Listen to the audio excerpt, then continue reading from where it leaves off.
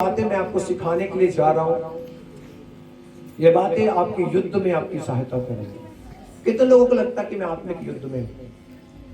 लगता है? क्यों लगता है? क्योंकि वचन ऐसा कहता है। क्यों लगता है? क्योंकि वचन ऐसा कहता है। जितने भी लोग प्रभु यीशु पर विश्वास करते, बड़े ध्यान से आज इस चीज को अगर आपने समझ लिया तो मैं बोलता हूं कि आप लोग परमेश्वर की उपस्थिति के आनंद से भर जाओ। आमीन। और फिर जय आपके जीवन में कोई भी परिस्थिति है, कितना भी बड़ा युद्ध होने दो, आप परमेश्वर यीशु के नाम से पक्के तौर पर जयवंत होने वाले हैं। आमीन। हालेलुया। हम जितने लोग प्रभु यीशु मसीह पर विश्वास करते हैं, हम चाहें या ना चाहें, हम फिर भी आत्मिक युद्ध में होते हैं। कौन से युद्ध में होते हैं? और वचन कहता है हमारा जो ये युद्ध है, ये मांस और लहू से नहीं है, बल्कि किससे? शैतान से, उसके हाकिमों से, अधिकारियों से और अंधकार की आत्मिक सेनाओं से। जब आप यीशु के पास आते हैं, आप अंधकार में से ज्योति में आते हैं, आप झूठ में से सत्य में आते हैं, आप पाप में से पवित्रता में आते हैं। तो जिस चीज को आप छोड़कर आए हैं, वो चीजें आपको वापस खींचने के लिए हमेशा आपके विरोध में काम करती है। हमेशा आपके विरोध में क्या करती है? और उसी को हम आत्मिक युद्ध बोलते हैं। और आत्मिक युद्ध की एक बड़ी विडंबना है कि जब हम आत्मिक युद्ध में होते हैं, हमें ना तो कुछ देख पा रहे हैं और बहुत बार हमें बहुत सारी चीजें समझ में आती नहीं है कि हो क्या रहा है, ऐसा क्यों हो रहा है। बहुत बार हम समझ नहीं पाते। और ये जो कुछ भी हमारी जिंदगी में होता है, मैक्सिमम चीजें इसलिए आपकी जिंदगी में होती है कि कुछ भी करके आपको प्रभु से दूर करें। अभी मैंने बोला ना, आराधना के बीच में कुछ लोग हैं जो स्थिर नहीं है प्रभु में। क्या नहीं है? क्योंकि आत्मिक युद्ध को समझते नहीं है। आत्मिक युद्ध को समझते नहीं है ना। जब भी थोड़ा सा समस्या आता है, उनको लगता है पता नहीं क्या हो गया, पता नहीं प्रभु कहां चला गया, पता नहीं मेरी प्रार्थना क्यों नहीं सुनी जा रही। ऐसा लगता है बहुत लोगों को। मेरे प्रियो, अगर आपने आत्मिक युद्ध को समझ लिया तो जयवंत होना लाजमी है। आमीन। जयवंत होना लाजमी है। आप मसीह यीशु में जयवंत रहेंगे। हालेलुया। आज हम परमेश्वर के वचन से 6 ऐसी चीजों को देखेंगे जो आत्मिक युद्ध में हमारी सहायता कर सकती। अच्छा, क्या क्या सब चीजें सहायता करती है आत्मिक युद्ध में? कौन कौन बताएगा? विश्वास, वेरी गुड, वो तो मूल चीज है। प्रार्थना, वेरी गुड। वचन, विश्वास, प्रार्थना, वचन। नेक्स्ट, फास्टिंग,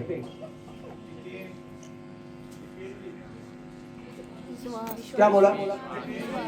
यकीन, मतलब विश्वास। ओके, हाँ, ओके। और भाई लोग भी कुछ सुना दो। भाई लोग तो लगता है युद्ध में नहीं है, वो संसार में है। आपको पता है युद्ध के मैदान में होना गौरव की बात है। किसकी बात है?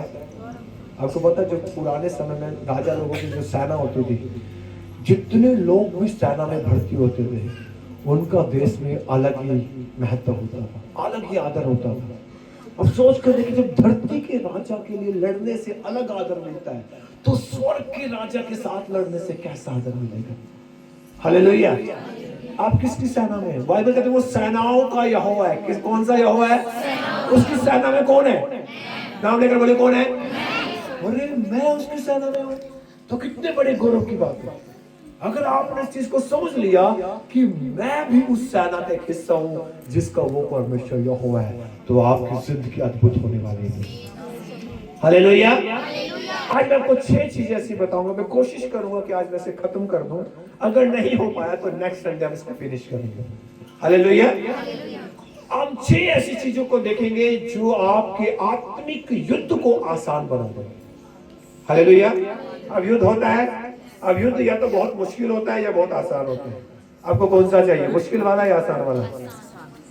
आसान वाला या मुश्किल? कितने लोगों को मुश्किल चाहिए? कितने लोगों को आसान वाला चाहिए? बाकियों को चाहिए नहीं, बाकियों को चाहिए नहीं। वचन कहता जो जय पाएगा, जो क्या पाएगा? क्या पाएगा? जय पाने के लिए क्या करना पड़ेगा? लड़ना पड़ेगा। जो लड़ेगा नहीं वो जय नहीं पाएगा। हाँ है ना? प्रकाशित वाक्य खोलो, पहले 3 अध्याय पर उसमें बार बार बोला गया जो जय पाएगा, जो जय पाएगा, जो जय पाएगा, जो जय पाएगा। और जय कौन पाएगा? जो भाई लोग जो आपस में लड़ना नहीं है, पत्नी से लड़ना नहीं है, पति से लड़ना नहीं है। अगर पति और पत्नी आपस में लड़ते हैं तो वो शैतान से लड़ नहीं पाएंगे। आज आते हुए मैं अपनी बेटी को गाड़ी में समझा रहा था, शैतान सबसे ज्यादा पता किस चीज से खुश होता है? जब पति और पत्नी अलग होते हैं। क्योंकि लिखा जिससे परमेश्वर ने जोड़ा से कोई अलग है, और वो भरपूर कोशिश करता है कि वो पति और पत्नी को अलग करे। इसलिए कई बार घर में रहते, एक छत के तले रहते हुए भी पति और पत्नी पूर्व और पश्चिम बन जाते हैं। पूर्व और पश्चिम समझते हैं, बन जाते हैं। और ये आपके जीवन का सबसे बड़ी हार है। अगर आपके परिवार में, आपके जीवन में ऐसा, सुन लीजिए, हमें आपस में लड़ने के लिए प्रभु ने रचा। किससे लड़ने के लिए रचा है? चिल्लाकर बोलो। हम तो आपस में लड़ रहे हैं, तो उससे कम लड़ेंगे फिर? हाँ या ना? अपना हाथ उठाओ, जो शादीशुदा लोग अपना हाथ उठाओ, ऊंचा उठाओ, हाथ पूरा ऊंचा। बोलो मैं अपने जीवन साथी से बहुत प्रेम करता हूं। आमीन? करते हैं? पक्का? तो फिर लड़ना नहीं। किससे लड़ना है? बोलो जय पानी है। चिल्लाकर बोलो जय पानी है। भाई लोग बोलो जय पानी है। जय पाने के लिए क्या करना पड़ेगा? अगर आप युद्ध में नहीं हो तो जय आपकी नहीं है। अगर युद्ध के मैदान में रहोगे तभी जय पाओगे। अगर आप कहीं भी हाथ उठाते नहीं है तो अगर आप न्यूट्रल हो तो आप नई यरूशलेम से बाहर हो। न्यूट्रल व्यक्ति, न्यूट्रल समझते जो युद्ध के मैदान में आराम से जिंदगी जीने, ओके, जो हो रहा होने दो, जो कुछ करना नहीं चाहते हैं, वो नई यरूशलेम से बाहर है। लेकिन जो युद्ध लड़ते हैं परमेश्वर के राज्य के लिए, वो नए यरूशलेम के अंदर जाएंगे। पौलुस कहता है ना, मेरे लिए भविष्य में क्या इंतजार कर रहा है? बोलो मुकुट इंतजार कर रहा है। क्या इंतजार कर रहा है? क्योंकि मैंने अपनी दौड़ को पूरा कर लिया है। क्या कर लिया है? मतलब मैंने अपनी लड़ाई को जीत लिया है। हालेलुया। अब जितने लोगों के पास, अच्छा, जिन लोगों के पास मुकुट होता है वो महलों के अंदर रहते हैं या बाहर रहते हैं? कहाँ रहते हैं? तो अगर आपको मुकुट चाहिए तो उसमें आपको नई यरूशलेम के भीतर होना चाहिए। जितने लोग नई यरूशलेम से बाहर होंगे, मैं ऐसा सोचता हूं, मैं भी उनके पास मुकुट ना हो, लेकिन जितने लोग नई यरूशलेम के भीतर हैं, जो रैप्चर में जा रहे हैं, जो यीशु के साथ बादलों पर मिलेंगे, उनको क्या मिलेगा? मुकुट। क्योंकि वो महल के अंदर रहेंगे। बोलो नई यरूशलेम के अंदर रहेंगे। जिनके पास, जो लोग रैप्चर में जाते नहीं है, वो नए आकाश, नई धरती में जाएंगे, और मैं समझता नहीं हूं कि उनको कोई मुकुट मिलेगा। वो प्रजा के जैसे रहेंगे। कैसे? और हम यहोवा के याजकों के जैसे रहेंगे। हालेलुया। इसलिए पतरस कहता है तुम राजपदधारी याजकों का समाज, और आपके सिर के ऊपर आदर और महिमा का मुकुट होगा। कितने प्रकार के मुकुट है? 12 प्रकार के। कितने प्रकार के? 2 प्रकार के चाहिए नहीं है, 10 प्रकार के चाहिए। एक घमंड का, दूसरा कांटों का। वो मेरे प्रभु ने ले लिया कांटों का। घमंड का मुकुट चाहिए नहीं, वो नाश की तरफ लेके जाते हैं। बाकी 10 के 10 चाहिए, रोज बदल बदल के डालेंगे। हालेलुया। समझ गए? बहनों को तो वैसे भी आदत होती है, एक डाल दिया दोबारा डालना नहीं है।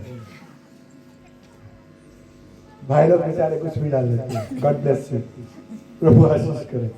ओके, हम आगे बढ़ेंगे।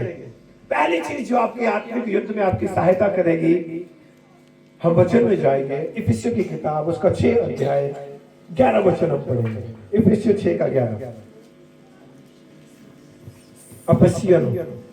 परमेश्वर के सारे हथियार बांध लो कि तुम शैतान की युक्तियों के सामने खड़े रह सको। बोलो हथियार ले लो। चिल्लाकर बोलो, और चिल्लाकर बोलो, और चिल्लाकर बोलो। भाई लोग आवाज आई नहीं है, आवाज आई नहीं है अभी भी। हथियार लेकर कैसे ललकारते हैं? कैसे ललकारते हैं? डराना नहीं है, मैं तो भागने लगा तो करके। हालेलुया। कैसे ललकारते हैं हथियार लेकर? बोले हथियार ले लो। अपने पड़ोसी को बोले तूने हथियार लिए। लिखा हुआ है कि क्या कर लो? सारे हथियार दोनों पड़ोस वचन को, परमेश्वर के सारे हथियार बांध लो। क्या करो? क्या कर लो? बांध लो। उसके बाद क्या करना है? ताकि तुम शैतान की युक्तियों के सामने खड़े रह सको। अगर मुझे, मेरा युद्ध किसके साथ है? चिल्लाकर बोलो, किसके साथ है? तो वचन मुझे सिखाता है अगर मुझे शैतान के सामने खड़ा होना युद्ध करने के लिए, जो पहली चीज है वो है आत्मिक हथियार। पहली चीज क्या है? और यहाँ पर परमेश्वर का दास कह रहा है ना, परमेश्वर के सारे हथियार बांधो। परमेश्वर के सारे कितने प्रकार के हथियार है? बोलो 6 प्रकार के। इसमें हम ज्यादा डीपली जाएंगे नहीं, जो 6 प्रकार के हथियार है इसमें ज्यादा डीपली हम जाएंगे नहीं, बहुत बड़ा टॉपिक है हथियारों का, लेकिन मैं बहुत ब्रीफ में आपको बताता हूँ, ठीक है? कितने प्रकार के हथियार है? 6 प्रकार के हथियार। कितने प्रकार के? अब जब वचन कहता है परमेश्वर के सारे हथियार बांध लो कि तुम शैतान की युक्तियों के सामने खड़े रह सको, मतलब आपके सामने कौन खड़ा है? कौन खड़ा है? चिल्लाकर बोलो, कौन खड़ा है? और आप किसके सामने खड़े हो? भाई 2 लोग आ जाओ, जल्दी से आ जाओ 2 लोग।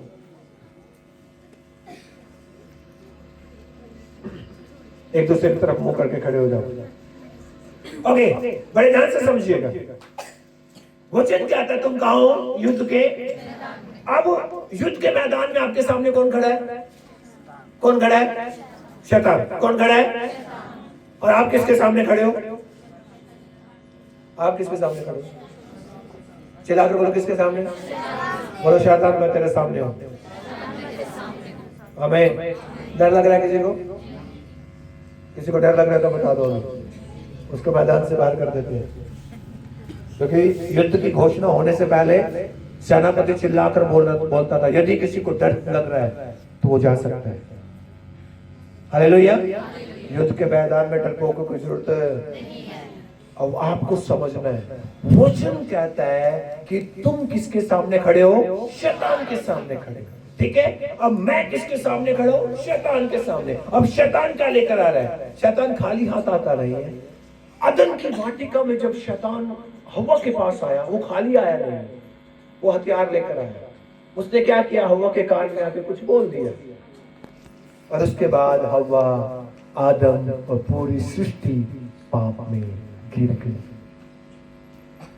अब अगर मैं युद्ध के मैदान में हूं और मेरे पास आर्मर्स नहीं है, मेरे पास हथियार नहीं है, तो बहुत आसान है बैरी के लिए आपको काबू करना। बहुत आसान, वेरी सिंपल, बहुत आसान है। आपको 1 सेकंड में वो काबू कर लेगा। लेकिन अगर आप परमेश्वर के हथियारों से सुसज्जित है, परमेश्वर के हथियारों से सुसज्जित है, तो बैरी आपसे डरेगा।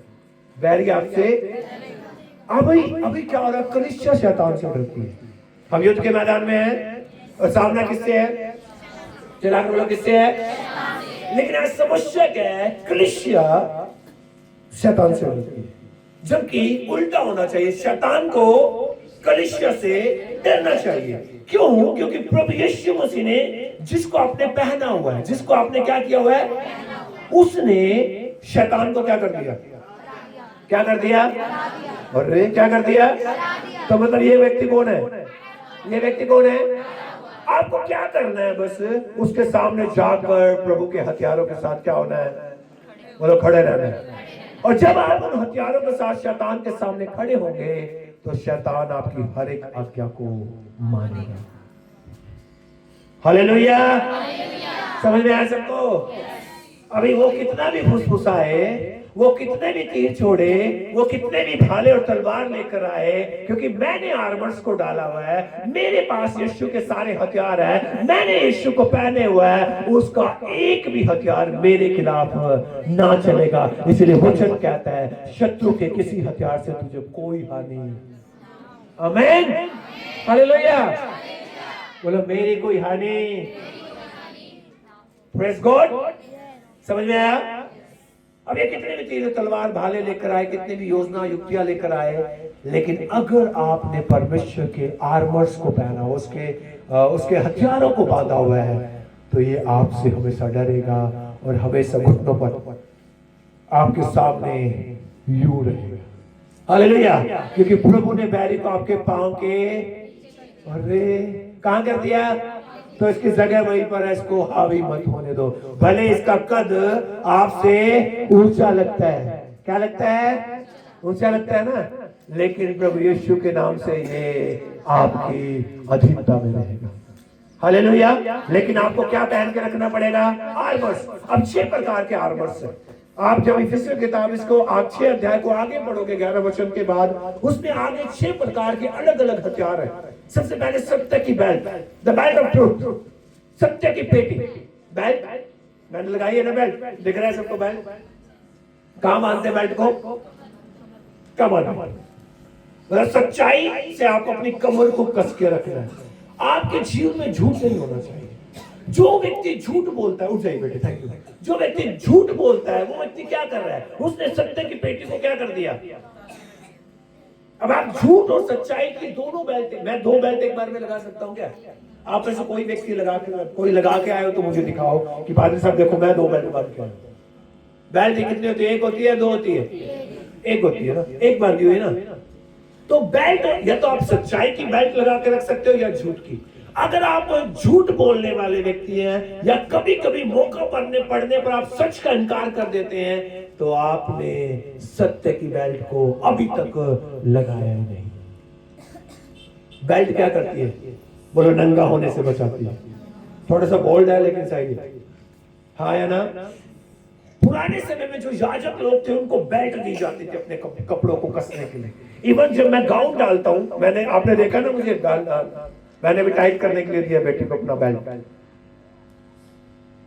वो बेल्ट जरूरी है, वो मेरे कपड़ों को क्या करती है? कस के रखती है। अगर वो बेल्ट उतर गया, उस बेल्ट को मैंने खोल दिया, तो क्या होगा? कपड़े भी, ये सच है। इसलिए आपको सत्य के साथ खड़ा रहना पड़ेगा। कोई कितना भी लुभावना झूठ बोले, आपको हर परिस्थिति में झूठ का क्या करना है? इनकार करना। ना मतलब ना। सत्य की बेल्ट को बांध के रखना है। बहुत बार हमें आदत होती है झूठ बोलने की। बहुत बार हम है ना अपने गुनाहों को, पापों को छिपाने के लिए झूठ बोल देते हैं। मेरे प्रियो, अगर आप झूठ बोलते हैं अभी तक आप सत्य को जानते नहीं है। वचन कहते तुम सत्य को जानो पर सत्य तुम्हें क्या करेगा? यीशु ने कहा मार्ग, सच्चाई और जीवन। सत्य कौन है? सत्य कौन है?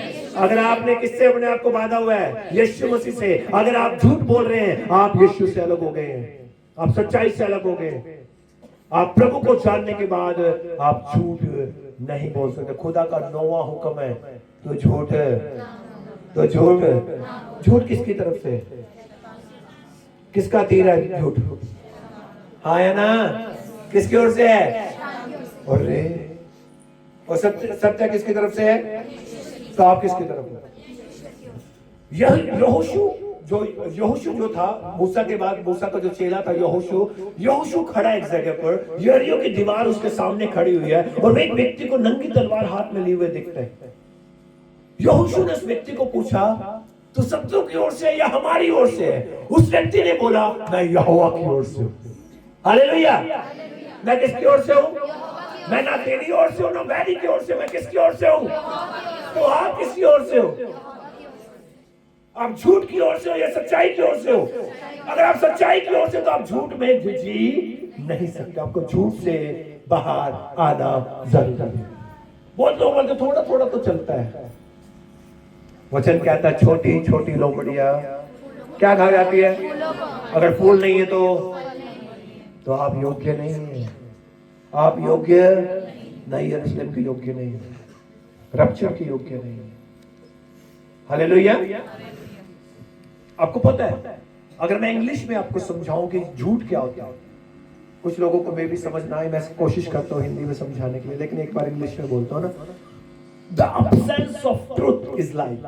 मतलब कि जहां पर सच्चाई उपस्थित नहीं, जहां पर सच्चाई पाई नहीं जाती, वो झूठ है ना? अब मुझे क्या पता है वो मायने रखता नहीं है, लेकिन मेरे प्रभु का वचन क्या सिखाता है वो मायने रखता है। अब मेरे शब्द सच्चे हैं या प्रभु का वचन सच्चा है? क्या सच्चा है? वचन सच्चा है। तो मेरी फीलिंग्स क्या बोलते हैं, वी डोंट केयर, हमें कोई फर्क नहीं पड़ता, लेकिन प्रभु का कलाम मुझे क्या सिखाता है मुझे समझना है। कई बार हम भावुक होकर झूठ बोलते हैं। मेरे प्रियो, अगर आपकी जिंदगी में से जब सच चला जाएगा तब आप झूठ बोलोगे, और सच को बाहर निकालने वाले भी आप हैं। प्रभु वचन कहता है कि जब मैंने बपतिस्मा लिया, मैंने यीशु को पहन लिया। किसको पहन लिया? बोलो, मैंने सच्चाई को पहन लिया। क्या पहन लिया? तो सच्चाई को पहनने के लिए मैंने किसको उतारा है? बोलो, झूठ को उतारा है। हाँ या ना? आप पुराने कपड़ों के ऊपर कपड़े पहन के या उनको उतार के दूसरे पहन के? उतार के पहने ना। तो मैंने झूठ के वस्त्र को और क्या पहन लिए? क्योंकि यीशु मसीह तो सत्य है। जब मैंने यीशु को पहना तो माने किसको पहन लिया? सत्य को पहन लिया। मैंने सत्य को पहना तो मैं झूठ कैसे बोलूं? इसलिए वचन कहता है जो सबसे पहला आपका हथियार है वो सत्य। क्या है? बोलो, सत्य की belt, the belt of truth, सत्य की पेटी है ना। सच्चाई की पेटी से क्या करना? अपनी कमर को कस के रखना है। एक जो सैनिक होता है वो सीधा होता है, वो यूं खड़ा नहीं होता है। वो कैसे खड़ा होगा? स्ट्रेट। सही कह रहा हूं मैं? और जब वो खड़ा होता है उसने अपनी कमर को कसा हुआ, वो किसी भी समय और असमय युद्ध करने के लिए तैयार है। समय और अगर आधी रात को भी है ना, आधी रात को भी अगर ड्रम वो बजेगा, तुरही बजेगी, तो वो युद्ध करने के लिए निकल जाएगा। वो ये नहीं सोचेगा अभी तो आधी रात है, अंधेरा नहीं। जैसे तुरही फूक जाएगी वो युद्ध करने के लिए निकल जाएगा। मेरे प्रियो, आपको उसको समझना है। अगर आपकी जिंदगी में सच्चाई नहीं है, आपकी जिंदगी में यीशु मसीह नहीं है, अगर आपकी जिंदगी में यीशु मसीह नहीं है, आपके जीवन में उद्धार अभी तक आया नहीं है, आपने सत्य को जाना नहीं है, आप आज भी नरक की तरफ दौड़े चले जा रहे हैं। तो पहली जो हथियार है आपका वो है सत्य की पेटी। क्या है? उसके बाद दूसरा है धार्मिकता की झिलम। दूसरा क्या है? धार्मिकता की झिलम। झिलम कहां पहनी जाती है? झिलम किस चीज को कवर करती है? आगे से भी और बोलो, धार्मिकता की झिलम। चिल्ला के बोलो, धार्मिकता की झिलम। आपको पता है आप धर्मी हो नहीं, आपको धर्मी मैं धर्मी नहीं हूं, मैं पापी व्यक्ति हूं, लेकिन प्रभु ने मुझे क्या अनुग्रह करके क्या ठहरा दिया? मुझे धार्मिकता के वस्त्र पहना दिया। अगर मैं यहां पर बोलूं तो मुझे धार्मिकता की झिलम पहना दी। धार्मिकता की क्या पहना दी? अब इस धार्मिकता को पहन कर रखना मेरा काम है। अगर कोई व्यक्ति आपको वस्त्र पहना दे, अब उस वस्त्र को पहन के रखना है, उतार देना किसकी मर्जी है? मेरी मर्जी है। मैं पहन के भी रख सकता हूं, मैं उतार भी सकता हूं।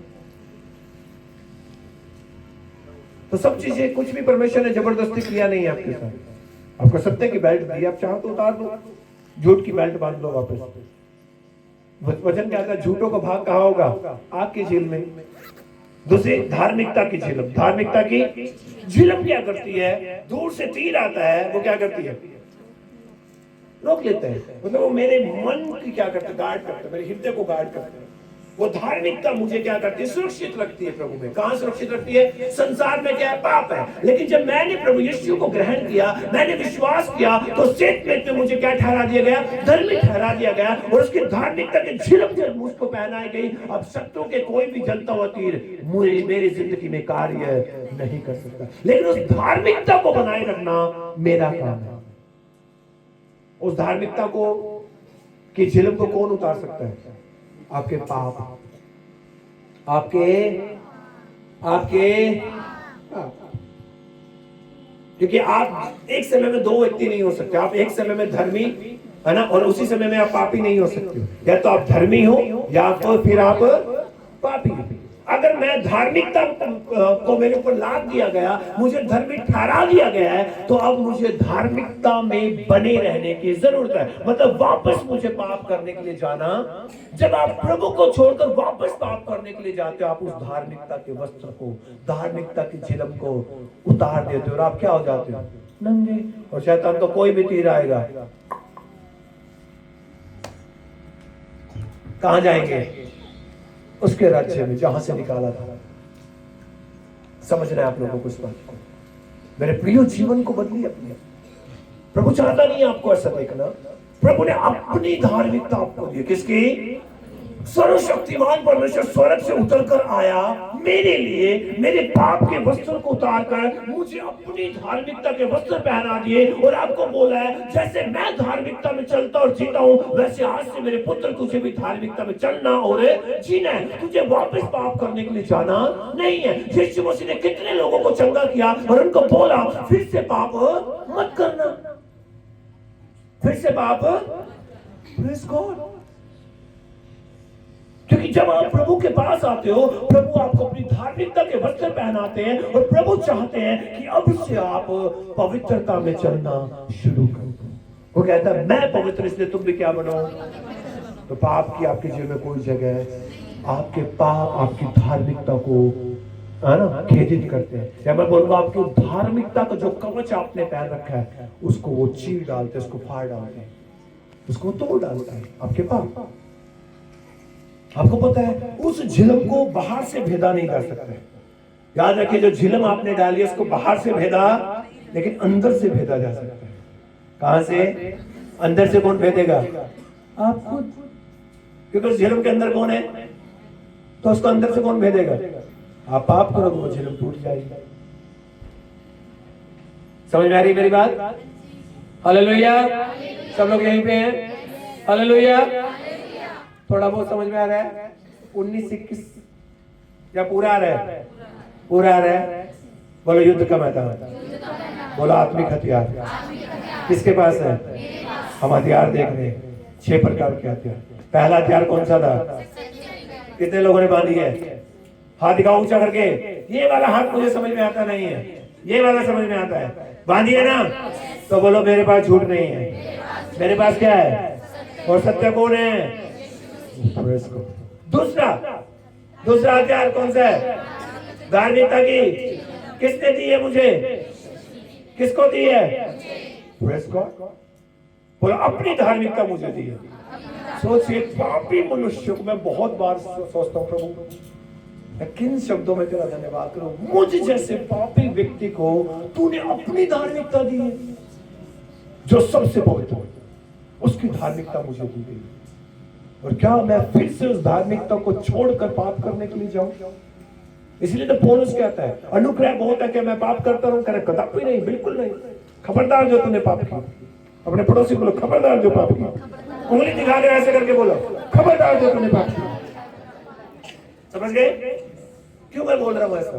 ताकि आपको याद रहे। सही है? कौन पाप नहीं करेगा? मैं नहीं। कौन पाप नहीं करेगा? नाम लेकर बोलो कौन पाप नहीं करता है? पक्का? किसके साथ वादा है? बोलो अपने साथ वादा है। क्योंकि आप अपने आप से हार जाते हो, बाकी किसी से हारते नहीं है। किससे हार जाते हैं हम? बाहर से हारते नहीं है। आज के बाद क्या पहन कर रखेंगे? बोलो सत्य की बेल्ट और धार्मिकता की झिलम। और झिलम आपको क्या करेगी? बोलो सुरक्षित रखेगी। अगर आप धार्मिकता में चल रहे हो तो बैरी की कोई चाल आपके खिलाफ नहीं चलती है। हालेलुया। तीसरा उद्धार का टोप। उद्धार का द हेलमेट ऑफ साल्वेशन। उद्धार का टोप। ओके, कितने लोगों ने हेलमेट देखा है? देखा हेलमेट? ओके, कितने लोग पहनते हैं? हमारे शान भाई अक्सर पहन कर आते हैं। तो आपको बहुत आशीष करे, ये भी आज्ञाकारिता है। हालेलुया। जो पहनते नहीं सुन लो, सब लोग जो स्कूटी मोटरसाइकिल ये वो चलाते हैं, हेलमेट डालना शुरू करो, जरूरी है। हेलमेट क्या करता है? बोलो सर फूटने से बचाता है। हाँ है ना? क्या क्या करने से बचाता है? उद्धार का टोप। आपको उद्धार मिल गया या मिलेगा? कितने लोगों ने उद्धार पा लिया? अरे ऊपर करके फिर नीचे, या तो हाथ दिखाओ या ना। कितने लोगों ने उद्धार पा लिया? कुछ लोगों ने पाया नहीं है। कितने लोगों का पाना बाकी है? बहुत जिन लोगों का बाकी है वो हाथ दिखाओ। अभी कंफ्यूज क्यों है? बाकी है? हाँ बाकी है। अभी उद्धार मिला नहीं है। उद्धार का रास्ता मिला है। क्या मिला है? उद्धार मिला नहीं है, उद्धार का रास्ता मिला। रास्ता कौन है? अभी यीशु मसीह मिल गया। कहां मिलेगा यीशु? वहां पर उद्धार का काम पूरा होगा। बाद में पर क्या पूरा होगा? जब तक यीशु मिलता नहीं है आमने सामने, तब तक उद्धार मिलता नहीं। अभी इसका नाम मिला है, उसका वचन मिला है, उसका बलिदान मुझे पता चला है ना, रास्ता पता चला है। क्या पता चला है? लेकिन जिस दिन मैं उसको आमने सामने बातों पर मिलूंगा रप्चर में, उस दिन मेरे उद्धार का काम पूरा हो जाए। इसलिए तो पौलुस कहता है अपने उद्धार के काम में बढ़ते जाओ। इसलिए तो पौलुस कहता है अपने उद्धार की रखवाली करो। इसलिए तो पौलुस कहता है अपने विश्वास की रखवाली करो। हालेलुया। उद्धार का काम अभी पूरा हुआ, कहां पूरा होगा? अब आपके ऊपर प्रभु ने एक मुकुट रखा है। क्या रखा है? क्या रखा है? आपको पता मुकुट कौन पहनता है? कौन पहनता है? बोलो मैं राजा हूं। इसीलिए तो वो राजाओं का राजा है। मैं क्या हूं? इसलिए तो वो आपके सिर में क्या रखा है? उद्धार का। प्रभु ने आपके ऊपर एक मोहर लगाई है कि ये वो व्यक्ति है जिसको मैंने उद्धार के लिए चुनकर अलग कर दिया। आपको हमेशा याद रखना है कि मैं उद्धार पाया व्यक्ति हूं। क्या कौन हूं मैं? चिल्लाकर बोलो कौन हूं मैं? बोलो मैं उद्धार पाया व्यक्ति हूं। हाँ है ना? अब आपके सिर के ऊपर कैसे पता चला आप उद्धार पाए व्यक्ति हो? क्योंकि प्रभु ने आपके सिर के ऊपर उद्धार का मुकुट रखा है, उद्धार का हेलमेट रखा है। और वो हेलमेट, वो मुकुट जब भी बैरी देखता है क्या करता है? आपको पता है आप उद्धार खो सकते हो। आप उद्धार खो सकते हो। यहूदा इस्करियोती को देखिए, 3.5 साल तक यीशु के साथ साथ चला। क्या उद्धार पाया? उद्धार पाया? जी नहीं। उसने अपने उद्धार को क्या किया? खुद बेच दिया 30 सिक्कों में। हम भी बहुत बार अपने उद्धार के टोप को गिरवी रख देते हैं। क्या कर देते हैं? गिरवी रख देते हैं, बेच देते हैं। बहुत बार यहूदा इस्करियोती मत बनिए। बेचना नहीं है अपना उद्धार। यहूदा ने क्या किया? बेच दिया। लेकिन पतरस ने भले इनकार किया, लेकिन वापस लौट कर। आमीन। भले आपसे जीवन में आप इनकार किया आपने कुछ बार परमेश्वर का, लेकिन पतरस के जैसे वापस लौट आओ और वो आपकी जिंदगी में अद्भुत काम करेगा। आमीन। उद्धार का जो मुकुट है वो आपके जहन को, आपके दिमाग को क्या रखता है? आजाद रखता है। क्या रखता है? बैरी का कोई भी शब्द आपके दिमाग में जाता नहीं, क्योंकि वो जो गार्ड है आपके सिर का, उद्धार, वो बैरी के जो पाप के जो वचन है वो आपके भीतर उनको जाने नहीं देता है। वो आपके दिमाग को, आपके मन को क्या रखता है? सुरक्षित रखता है। क्या रखता है? लेकिन अगर आप आज्ञाकारी नहीं है, क्या नहीं है? क्या नहीं है? आप उद्धार खो सकते हैं। क्योंकि अभी मिला नहीं है, अभी रास्ता पता चला। आप जैसे पाप किया आपने रास्ता बदल दिया, आपने जैसी आज्ञा को तोड़ा आपने रास्ता बदल दिया। अभी आप उद्धार के मार्ग पर नहीं, उद्धार मिलेगा कैसे? हाँ है ना? तो इसलिए आपको क्या क्या मिला है? उद्धार का टोप, द हेलमेट ऑफ सैल्वेशन। उद्धार का क्या मिला है? टोप मिला है। और उस उद्धार के टोप को आपको क्या करना है? संभाल कर रखना है। आमीन। कितने हथियार हो गए? कौन कौन से? भाई लोग भी बोले क्या हो गया? पहला क्या है? उससे क्या करते हैं? कमर को। दूसरा धार्मिकता की। दूसरा क्या है? किसने दिया है? किसकी धार्मिकता मेरे पास है? तीसरा उद्धार का। उद्धार का कितने लोगों के पास है? उद्धार का टोप कुछ लोगों के पास है ही नहीं है। बोलो मेरे पास है। कितने लोगों के पास है? कंफ्यूज नहीं होना। हालेलुया। उद्धार का टोप आपके सिर पे होना चाहिए। चौथा नंबर बोलो सुसमाचार के जूते। सुसमाचार के कितने लोग चर्च में जूते डाल के आए? जूते, चप्पल, सैंडल, ये वो क्या सब लोग डाल के आए? कौन नंगे पैर चर्च में आए? ओके, अगले संडे को सब लोग नंगे पैर चर्च में आए। मुश्किल है? मुश्किल है? भाई लोगों को देखो ना भाई, नंगे पैर 50-60 किलो वजन ऊपर लाद कर सैकड़ों किलोमीटर पैदल आते। हाँ या ना? मैं तो आपको बोझ उठाने के लिए बोला नहीं, सिर्फ तो बोला नंगे पैर है और पैदल आना पड़ेगा। कोई कहीं से, कोई शाहबाद से आ रहा है, चाहे कोई गोविंदगढ़ से आ रहा है, और कोई पटियाला से आ रहा है, और कौन दूर से, चाहे कोई राजपुरा से आ रहा है। क्या करना है? नंगे पैर पैदल आना। कितने लोग आ सकते हैं? बाकी लोग क्या प्रभु आपसे ऐसा चाहता है? बिल्कुल नहीं। ऐसा करना नहीं है, ऐसा करना नहीं है। मैं क्यों बोल रहा हूं? क्योंकि आप कल्पना कीजिए, नंगे पांव आप कितनी दूर चल सकते हैं? सोचिए, हम खास तौर से हमारे इस रास्ते पर कितना जा सकते हैं? आप 4 कदम चलकर आप पैरों को ऐसे ऐसे ऐसे उठाना शुरू कर दो। हाँ है ना? इसलिए अगर आपके पास सुसमाचार के जूते नहीं हैं, आप दौड़ नहीं सकते। आपको पता है, जो रेसर लोग होते हैं, जो दौड़ने वाले लोग होते हैं, उनके जो जूते होते हैं वो अलग होता है। स्नीकर्स बोलते हैं उनको। क्या बोलते हैं? जब वो स्नीकर्स पहनते हैं ना, तो उनकी जो रफ्तार है वो बढ़ जाती है। दूसरा, जो स्नीकर्स होते हैं वो नीचे से बहुत मजबूत होते हैं। नीचे से कोई कील या कोई भी कांटा नीचे पड़ा है या कोई पत्थर नीचे पड़ा, उनके पांव में चुभता नहीं है। उससे उनकी जो स्पीड में कोई फर्क नहीं पड़ेगा। हालेलुया। तो सोच कर देखिए, जब एक यहां पर दौड़ने वाले व्यक्ति को क्या चाहिए? स्पेशल जूते चाहिए। तो उसके राज्य के लिए दौड़ने वालों को क्या स्पेशल जूते नहीं चाहिए? हाँ या ना?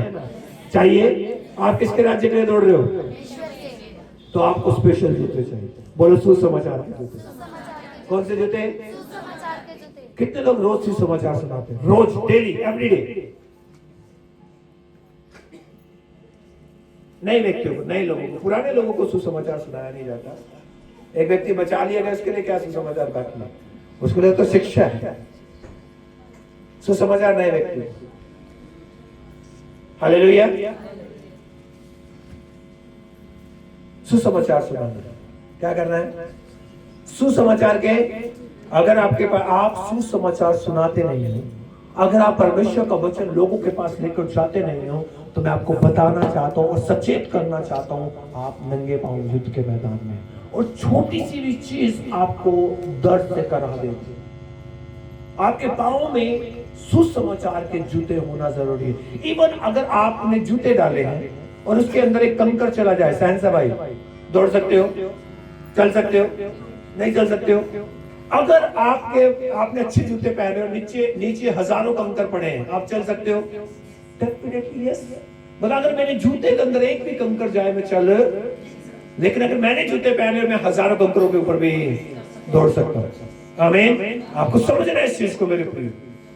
प्रभु चाहता है कि आप सुसमाचार के जूते पहनकर इस जगत में यीशु के नाम का प्रचार करना शुरू करें। और अभी हमारे पास बहुत अच्छा मौका है। हाँ या ना? कौन आ रहा है? बोलो, क्रिसमस आ रहा है। कौन आ रहा है? बोलो, मेरे यीशु का बर्थडे आ रहा है। 25 तारीख को सच में बर्थडे है नहीं है, आई डोंट नो, मुझे पता नहीं है। लेकिन मेरे पास एक मौका है। मेरे पास क्या है?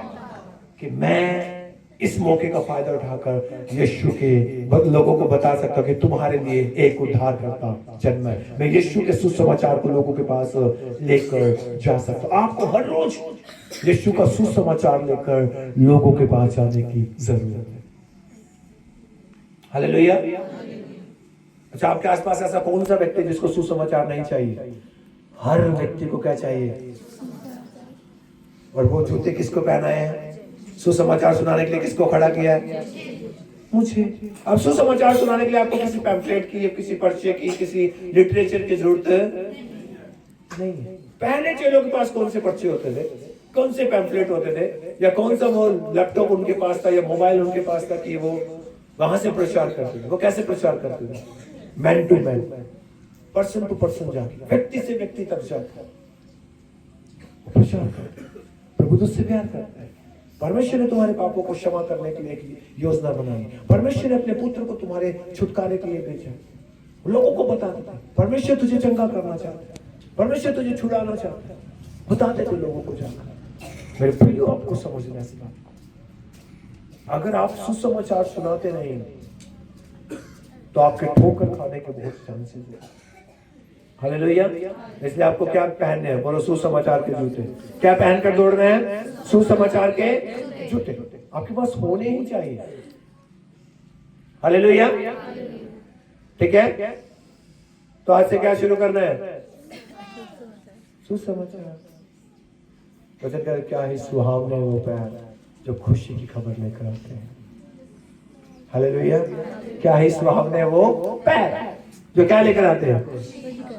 किसके पास खुशी की खबर है? कितने लोगों के पास खुशी की खबर है? मेरे पास बहुत सारी खुशी की खबरें हैं। हालेलुया। तो अगर खुशखबरी सिर्फ मेरे तक रहे, आप तक ना आए, तो आपको लाभ है? नहीं लाभ है। तो मेरे पास जो खुशखबरी, मुझे क्या करना है? बांटना। बांटना, बताना भाई प्रभु ने मेरे लिए बड़े बड़े काम किए, बताओ लोगों को जाकर, खुशखबरी सुनो। हालेलुया। पांचवा बोला, विश्वास की ढाल। क्या है? विश्वास की। कितने लोगों के पास विश्वास की ढाल है? विश्वास की ढाल का मतलब क्या है? ढाल का काम क्या है? ढाल का काम क्या होता है? ढाल क्या करती है? बोलिए ना, चिल्लाकर, क्या करती है? क्या रोकती है? तेरे को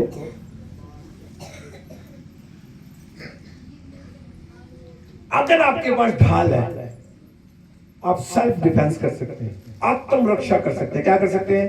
अगर आपके पास ढाल नहीं है, आप आत्मरक्षा नहीं कर सकते। समझ गए? मतलब ढाल अगर मेरे पास है, वो मेरी सेल्फ डिफेंस के लिए। किसके लिए? आत्मरक्षा के लिए। मतलब अगर आपको अपनी रखवाली करनी है, तो आप अपनी रखवाली कैसे करेंगे? विश्वास से। कैसे करेंगे? कैसे रखवाली करेंगे अपनी? विश्वास से। अगर आपके पास विश्वास, भाई मैं बताना चाहता हूं, कलीसिया के पास सिर्फ अल्प विश्वास है। क्या है? अल्प विश्वास है कलीसिया के पास। ना तो विश्वास है, ना बड़ा विश्वास है, और ना बहुमूल्य विश्वास। अल्प विश्वास है कलीसिया के पास। यीशु मसीह अपने चेलों के साथ कश्ती पर चले हुए जा रहे हैं, और कश्ती में क्या, उसमें तूफान आया पानी में, और चेले लोग यीशु को उठा रहे हैं। तुझे चिंता नहीं है, हम मरने वाले हैं। तुझे चिंता नहीं है, हम मरने वाले हैं। यीशु ने उठ के पहले तूफान को डांटा, फिर बाद में किसको डांटा? चेलों को डांटा। पहले किसको डांटा? बोले तूफान को डांटा। पहले किसको डांटा? बाद में किसको डांटा? बोला, हे अल्प विश्वासियों, तुम्हारा विश्वास क्यों डांटा? वाई? कारण क्या था? क्या वो यीशु पे विश्वास नहीं कर पा रहे थे? भाई उनके साथ पतरस था, और पतरस वो व्यक्ति था जिसने सबसे पहले बोला तू मसीहा है। पतरस वो व्यक्ति था, है ना, जिसने, जो यीशु के साथ साथ चलता था, जो सबसे बढ़कर यीशु से प्यार करता था। पतरस वो व्यक्ति था जो यीशु के सबसे नजदीक रहता था। उसके बाद यूहन्ना वो व्यक्ति था जिससे सबसे बढ़कर यीशु प्यार करता था, और बाकी 12 के 12 चेले यीशु के पास थे। क्या वो उन्होंने यीशु को मुर्दों को जिंदा करते हुए देखा है, बीमारों को चंगा करते हुए देखा, उन्होंने देखा कि दुष्ट आत्मा दूर से यीशु को देखकर चिल्लाकर भाग जाती है, वो सब कुछ देखा। क्या फिर भी वो विश्वास नहीं करते थे? हाँ या ना? करते थे ना? तो फिर यीशु ने चेलों को क्यों डांटा? क्यों बोला हे अल्पविश्वासी? क्योंकि जब उनकी जिंदगी में समस्या आई, क्या आई? बोला जब तूफान आया, क्या आया? वो डर गए, वो डर गए। आपको पता है ज्यादातर चेले मछुआरे थे। क्या थे? अब मछुआरों के लिए तूफान कोई नई बात है, पानी नई बात है। क्या उनको तैरना आता नहीं था? फिर भी जब आप समस्या को देखकर डर जाते हैं, अगर आज भी समस्याओं को, शैतान को, बीमारियों को, रोगों को, गरीबी को, कर्जे को देखकर, लोगों को देखकर आपको डर लग रहा है, आप सिर्फ अल्प विश्वासी हो। अभी तक आप विश्वासी बने नहीं। क्योंकि जब आपकी जिंदगी में तूफान आता है, आपकी जिंदगी के ऊपर जब बैरी हमला करता है, तो आपकी विश्वास की ढाल आपको सुरक्षित रखती है। आपको क्या होना चाहिए? क्या बोलना है? प्रभु मेरे लिए है, मेरे साथ है, मुझ में है, मैं किससे डरूं? हालेलुया। एक वचन पढ़िए, रोमियो 8:31। Romans chapter number 8। अतः हम इन बातों के विषय में क्या कहें? यदि परमेश्वर हमारी ओर है तो हमारा विरोधी कौन हो सकता है? किसी के पास इंग्लिश में है? इंग्लिश में पढ़ेगा कोई? Romeo 8:31। What then shall we say to these things? If God is for us, who is against us? क्या लिखा हुआ है? God is for us। मतलब परमेश्वर किसके लिए है? मतलब मेरे लिए। आपके लिए कौन है? चिल्ला कर बोला आपके लिए कौन है? अरे जैसे मेरे लिए माइक है, अब चाहे 100 लोग और आ जाओ, मुझे डर लगेगा बोलने से। 1000 लोग और आ जाओ, कोई समस्या है? क्योंकि माइक किसके लिए है? अगर माइक नहीं है फिर समस्या है। मैं भी एक शादी पढ़ने के लिए गया एक जगह पर, एक ओपन में से टेंट लगा तो बोला तो शादी पढ़ दो। अगर माइक है, कह रहे नहीं है, फिर पढ़ता नहीं यहाँ पे, किसी अलग जगह पर सेटअप करो, वहां पे पढ़ूंगा शादी जाके। क्योंकि बिना माइक के इतने ओपन में मैं कैसे लोगों को सुनाऊंगा? क्योंकि मेरे पास क्या नहीं था, कैसे सुनाऊंगा? साथ में डीजे बज रहा है, हाउ इज पॉसिबल? लेकिन मेरे पास क्या है? बोलो यीशु, माइक नहीं, बोलो यीशु है। मेरे पास क्या है? तो समस्या आने दो ना, समस्या मैं डरता नहीं हूं, क्योंकि मेरे लिए कौन है? कौन है मेरे लिए? हाँ या ना? आप सोच कर देखिए, आपके लिए आपका घर है, बोलो मेरा घर मेरे लिए। आपको डर लगेगा? आपको डर लगेगा मैं कहां रहूंगा, कहां सोऊंगा? डर लगेगा, क्योंकि मेरे लिए क्या है? मेरे लिए क्या है? मेरा घर है। आपको समझना इस बात को। मेरे प्रियो, जो वैसे वचन कहता है गॉड इज फॉर अस, परमेश्वर मेरे लिए है। किसके लिए है? तो मैं विश्वास क्यों नहीं करता हूं? यीशु मसीह ने इसलिए तो किया लोग रहे, मैं तुम्हारे लिए यहां पर बैठा हूं, तुम्हारे लिए स्वर्ग छोड़कर धरती पे आ गया, तू अब भी विश्वास करते नहीं हो। और यीशु आज क्या कहता है कलीसिया से? मैं तुम्हारे लिए स्वर्ग छोड़कर आया हूं, तुम्हें धार्मिकता के वस्त्र पहनाए, तुम्हें क्षमा किया, तुम्हें परमेश्वर का पुत्र होने का अधिकार दिया, तुम्हें पवित्र आत्मा दिया, तुम्हें वचन दिया, तुम्हें क्षमा करके परमेश्वर के राज्य का वारिस बनाया, तुम अब भी विश्वास करते नहीं हो। तुम अब भी विश्वास करते नहीं हो, इसलिए अल्प विश्वासी हो। यीशु ने अपने धार्मिकता के वस्त्र मुझे पहना दिए, सुसमाचार के जूते पहना दिए, सत्य की बेल्ट बांध दी, धार्मिकता के झिलम लगा दी, विश्वास करना मुझे सिखाया, लेकिन फिर भी मैं विश्वास में क्या हो जाता हूं? कमजोर हो जाता हूं। समस्या को देखकर हम क्या होते हैं? डर जाते हैं। समस्या को देखकर क्या होता है? अगर समस्याओं को, परेशानियों को, परीक्षाओं को देखकर आपको डर लग रहा है, आप अभी तक अल्प विश्वासी। आपको पता है उसके बाद जब चेलों के पवित्र आत्मा उतरा, उसके बाद लगभग सभी चेलों को कत्ल किया गया। क्या किया गया? एक चेला डरा नहीं, बोले मार दो। क्या करो? मार दो। पौलुस कहता है मैं इस देह के छुटकारे की बाट जो रहा हूं, क्योंकि ये देह, ये डेरा मेरे प्रभु के बीच में क्या है? दीवार है, मिलने देता नहीं है इससे। तो मेरे प्रियो, आपको समझना है, अब कश्ती में कौन है? यीशु मसीह है। क्या आपकी कश्ती में यीशु मसीह है? हाँ या ना? क्या आपकी जिंदगी में यीशु मसीह है? कितने लोगों की जिंदगी में यीशु है? पक्का विश्वास करते हैं? मेरी कश्ती में कौन है? आने दो ना तूफान। तूफान उसका है, लहरें उसकी है, सागर उसका है, कश्ती उसकी है, मैं भी उसका हूं। देख लेंगे जो होगा। हमें सही कह रहा हूं मैं? तो जब भी आपके ऊपर कोई समस्या आती है तो आपको क्या करना है? विश्वास से ब्लॉक करना है, विश्वास से रोकना उसको। बैरी कहेगा प्रभु तुझसे प्यार नहीं करता, अरे तुझे कुछ पता नहीं, वो मेरे लिए स्वर्ग छोड़कर धरती पर आया और तू कहता वो प्यार करता नहीं। प्रभु तेरी प्रार्थना सुनता नहीं, अरे प्रभु तू झूठ बोल रहा है, वो कहता है मेरे कान तेरी ओर है। अरे वो झूठ बोल रहा है, मेरा प्रभु सच्चा है। हालेलुया। प्रभु ने तेरा ये काम हो नहीं सकता है, तो आपको कह रहा है तू झूठा है, वो कहता है मैं असंभव को भी। हालेलुया। मगर तू सफल नहीं हो सकता, तेरे से नहीं हो पाएगा। वो कहता है मैं दुर्बलों को भी क्या बना दूंगा? सामर्थी बना दूंगा। तो जो परमेश्वर मुझे सामर्थ्य देता उसमें मैं, तो झूठ बोल रहा है। विश्वास से क्या करना है? ब्लॉक करना है।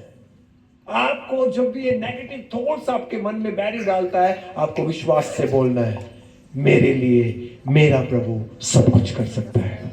आमीन। विश्वास से ब्लॉक। हाँ या ना? कर सकते हैं, लेकिन हम उसके हाँ सही है, आजकल मेरी प्रार्थना सुनी नहीं जा रही, सही कह रहा तू। हम बैरी के साथ सहमत हो जाते हैं। वो कहता है तू मुझे पुकार। मैंने मोबाइल नंबर दिया था ना यीशु का, पिछले संडे दिया था, कितने लोगों को याद है? यर्मिया 33 का 3, call me and I will answer you. मतलब मुझे पुकार और मैं तुझे उत्तर दूंगा। आप किसी भी टाइम फोन करो, मेरा फोन रात को बंद हो जाता है, उसका नहीं होता है। और रात को भी आप पुकारोगे, आप जंगल में बैठ के पुकारोगे, पानी के भीतर जाके पुकारोगे, धरती के भीतर जाके पुकारोगे, आसमान में उड़ के पुकारोगे, वो सुनेगा। वो क्योंकि वो वादों का सच्चा, उसने बोला तू पुकार मैं सुनूंगा। आमीन। मेरे प्रियो, अगर आपकी जिंदगी में कोई चैलेंज है, कोई समस्या है, कोई परीक्षा है, आप उसको अपने विश्वास के द्वारा ब्लॉक कर सकते हो। विश्वास के द्वारा आप अपनी और अपने विवेक की, अपने विश्वास की रखवाली कर सकते हो। अगर आप समस्याओं को देखकर डरते हो, अभी आप विश्वास में बड़े नहीं है, अल्प विश्वासी है। जब तक सब बढ़िया चल रहा है, हालेलुया हालेलुया हो रही है, लेकिन जब चीजें गड़बड़ाने लगी तो कहाँ है, सुनता नहीं है, दिखता नहीं है, तो कहाँ है, चिल्लाने लगे, चिल्ला करें उठ जल्दी, हम तो मर रहे हैं। हम भी ऐसे होते हैं, मतलब अल्प विश्वास। और आपको पता है परमेश्वर को सबसे ज्यादा गुस्सा कब आता है? जब आप विश्वास नहीं कर पाते हो। शैतान ने आके बड़े सरल शब्दों में बोला तू उस पेड़ का फल खा ले, तू परमेश्वर के जैसे हो जाएगी। और परमेश्वर ने पहले से बोला था मैंने तुझे अपने जैसा बनाया है। हाँ है ना? पाप क्या था कि आदम और हव्वा ने परमेश्वर की बात पे विश्वास, जब विश्वास किया नहीं तो दंड आया। विश्वास ना करना ही तो पाप है। समझ में आ रही मेरी बात? Be careful. विश्वास से क्या करना है? आने दो। कौन है मेरे साथ? कौन है मेरे साथ? कौन है? तो फिर वचन यही तो कह रहा है, जब वो मेरी ओर है मैं किससे डरूं? विश्वास की ढाल होनी चाहिए आपके पास। कुछ भी बोलने दो उसको, कुछ भी क्या, इवन आपका मन भी क्या कह रहा है कोई मायने रखता है। अपने मन को भी, आगे हम सीखेंगे मन के बारे में भी, आगे आएगा इसका टॉपिक मन का भी। आपको बोलना है। हालेलुया। समझ गए? तो 5वां हथियार कौन सा है? विश्वास की। विश्वास की। कितने लोग आज से विश्वास की ढाल के जैसे इस्तेमाल करेंगे? बोले तू आना, तू क्या कर सकता है? मैं एक बार एक गवाही सुनाता हूं आपको। मैं एक जगह प्रार्थना करने के लिए गया, 2 लोग हम प्रार्थना करने के लिए गए, है ना। मैं लाडवा में इस समय सेवकाई करता था।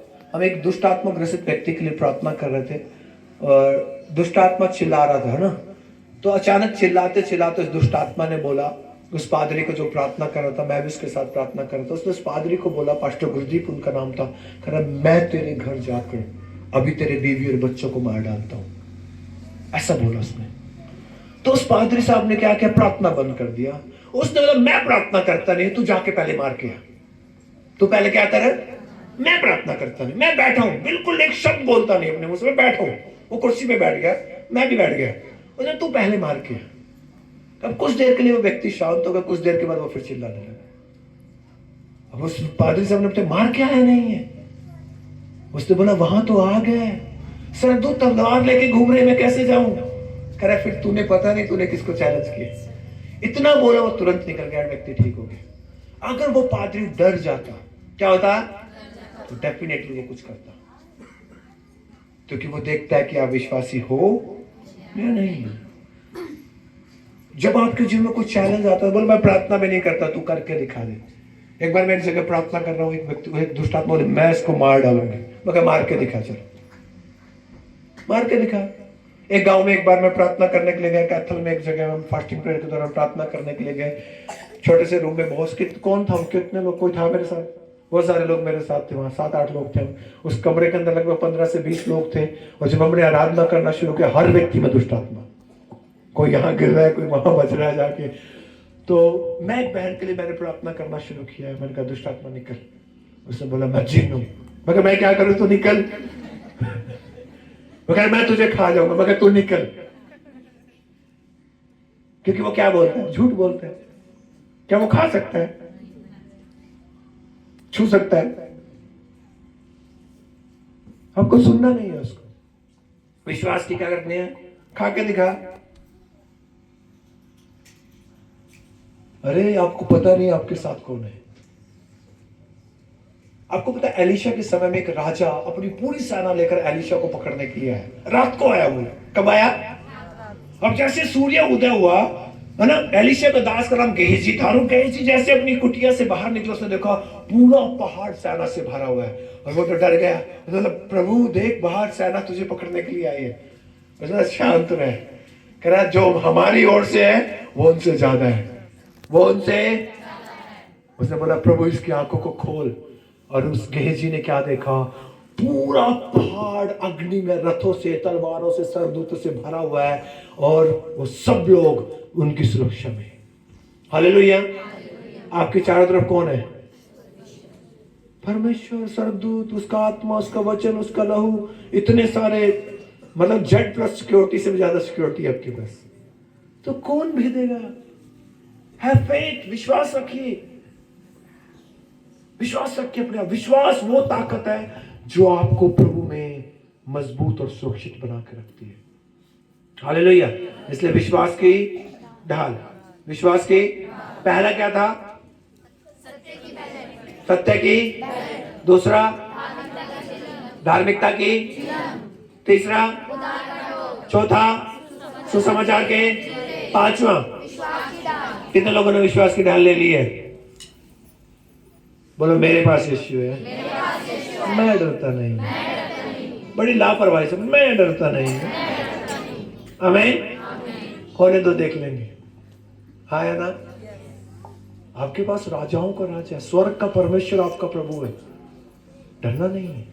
छठा, बोलो वचन की तलवार, आत्मा और वचन की तलवार। वचन की तलवार से क्या करते हैं? बोलो अटैक। झिलम से डिफेंस और तलवार से अटैक। तो मतलब कि आप बैरी को कैसे हराओगे? वचन से। यीशु मसीह की जिंदगी में परीक्षा आई, यीशु मसीह ने बैरी का सामना कैसे किया? कैसे किया? शैतान बोल रहा पत्थर को बोल क्या बन जाए? क्या बन जाए? यीशु ने क्या बोला? मनुष्य रोटी से जिंदा तो निकल। मैं नहीं खाता रोटी, मैं तो वचन खाने वाला व्यक्ति हूं। फिर बोला अपने आप को ऊपर से नीचे गिरा दो, मैं कूदता नहीं। परमेश्वर की परीक्षा करना क्या है? मना है। तो गिरकर मुझे प्रणाम कर, सारे जगत का वैभव तेरा। निकल, अपने प्रभु को प्रणाम करना है बस। आमीन। अगर आपको अपने युद्ध को जीतना है तो सिर्फ डिफेंस करना ही पर्याप्त। डिफेंस करने से आप बचा सकते हो, जब तक आप अटैक करते नहीं हो आप हरा नहीं सकते हो। वो अटैक कर रहा है, बार बार तीर फेंक रहा है, पत्थर फेंक रहा है, भाला फेंक रहा है, तलवार फेंक रहा है, पता नहीं क्या क्या फेंक रहा है। आप डिफेंस कर रहे हो लेकिन अटैक करते नहीं हो। विदाउट अटैक, बिना हमला किए आप हरा नहीं सकते उसको। और आपके पास कौन सी तलवार है? वचन की तलवार। क्योंकि हमारा जो युद्ध है वो संसारिक और शारीरिक नहीं है, हमारा युद्ध आत्मिक है। और हमारा युद्ध किसी मनुष्य के साथ नहीं है, किसी सृष्टि के साथ नहीं है। हमारा युद्ध शैतान और उसके लोगों के साथ, उसके है ना, उसकी सेना के साथ है। तो अगर मुझे जीतना है तो मुझे वचन को मुंह से अंगीकार करना जरूरी है, मुंह से अनाउंस करना, मुंह से अपने परमेश्वर के वचनों की घोषणा करना बहुत ही ज्यादा जरूरी है। अगर आप मुंह से वचन की घोषणा करते नहीं हो, इसमें आप अटैक करते भी नहीं। बैरी को बोलना है तू हारा हुआ है, मेरे प्रभु ने तुझे क्या किया? निकल। कोई भी आने दो, कोई भी तीर तलवार आने दो, वचन बोलिए। जब आप वचन बोलना शुरू करते हो, जय आपकी है, जय आपकी। हालेलुया। आप यीशु ने अपने युद्ध को कैसे जीता? वचन से। यीशु मसीह क्या था? वचन। यीशु मसीह ने क्या पूरा किया? वचन। यीशु मसीह क्या लेने आएगा? वचन। तो मेरे भीतर क्या होना चाहिए? वचन। मुझे बोलना क्या है? वचन। हालेलुया। क्योंकि वचन ऐसी सामर्थ है जिसका सामना ना तो कोई स्वर्ग में और ना कोई धरती पर और ना कोई धरती के नीचे कर सकता है। आमीन। क्योंकि ये वचन परमेश्वर के हैं और उसका वचन दो धारी तलवार से भी चोखा है। हालेलुया। जो आर पार गुदे से गुदे तक छेदता है। हालेलुया। समझ गए? तो छठा हथियार कौन सा आपका? वचन की। तो बोलो ना, फिर बोलना शुरू करो आज से। मैं प्रभु में जयवंत हूँ, मैं प्रभु में आशीषित हूँ, मैं प्रभु में भला चंगा हूँ, मैं प्रभु में बढ़ने के लिए चुना गया हूँ, मैं देने वाला बनाया गया हूँ। अंगीकार करो। सिर्फ डिफेंड करना काफी नहीं है, आपको बोलना है, वचन को अटैक करना जरूरी है। हालेलुया। क्योंकि युद्ध की कुछ नीतियां होती हैं भाई, रणनीतियां होती हैं, उन नीतियों को हमें समझना जरूरी है। क्लियर है सबको? तो पहला जो हमारे पास जो चीज होनी चाहिए युद्ध, आत्मिक युद्ध को जीतने के लिए, वो है परमेश्वर के सारे हथियार। परमेश्वर के सारे हथियार कितने प्रकार के हथियार है मेनली? कौन कौन से? सब लोग बोलिए। याद होना चाहिए आपको। सत्य की, धार्मिकता की, उद्धार का, सुसमाचार का, और विश्वास की, और वचन की आपके पास होनी चाहिए। ये 6 चीजें आपको चाहिए और इसमें आपको दृढ़ बनना है। ये पहली चीज है जो आपके पास होनी चाहिए। आमीन। ये पहली चीज है जो आपके पास होनी चाहिए और जो आपकी सहायता करेगी अपने युद्ध को जीतने के लिए। आमीन। क्लियर है यहां तक सबको? पहला टॉपिक समझ में आया? हम कहां पर हैं? युद्ध के मैदान। आप चाहो ना चाहो आप युद्ध के मैदान में हो, है ना? आप मानो ना मानो आप युद्ध के मैदान में हो। अगर आप युद्ध के मैदान में हो तो आपको अपनी लड़ाई को लड़ने के लिए तैयार रहना पड़ेगा और बिना हथियारों के आप लड़ाई को लड़ नहीं सकते हो। अगर आपको इवन आपको पता है, जब दाऊद को गोलियत से युद्ध करने के लिए भेजा गया, पहले राजा ने उसको अपने आर्मर्स दिए। अपने क्या दिए? अपने हथियार दिए, अपनी चिलम, अपना टोपा, है ना, सब कुछ दिया उसको, अपनी तलवार, सब कुछ। वो उसको पहनकर चल नहीं पाया क्योंकि वो छोटा बच्चा था। लेकिन अगर युद्ध के मैदान में आपको जाना है तो यू हैव योर आर्मर्स। आपके पास आपके जो धर्म के युद्ध के हथियार है वो होने जरूरी है। ठीक है? तो बिना उन हथियारों के आप युद्ध को जीत नहीं सकते हो। क्लियर? हालेलुया। समझ गए? तो आज से अपने सारे हथियार पढ़ने एक बार फिर से रोमियो 6 इफिसियंस 6 का 11 पढ़िए सब लोग।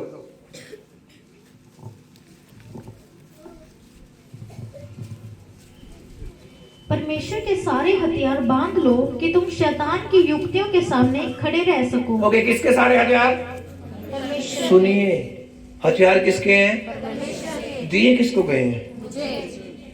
अद्भुत है ना? परमेश्वर ने अपने सारे हथियार किसको दिए? मुझे, ताकि उन हथियारों को मैं अपने उद्धार के लिए और परमेश्वर के राज्य के लिए इस्तेमाल करूं।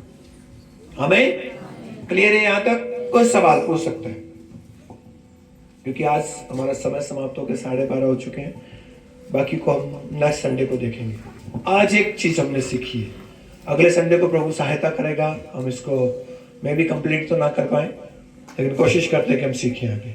हमें क्लियर है सबको? कोई सवाल है तो पूछ लीजिए। हथियारों को लेकर, विश्वास की ढाल, वचन का, सुसमाचार के जूते, वचन की तलवार, सबको समझ में आया?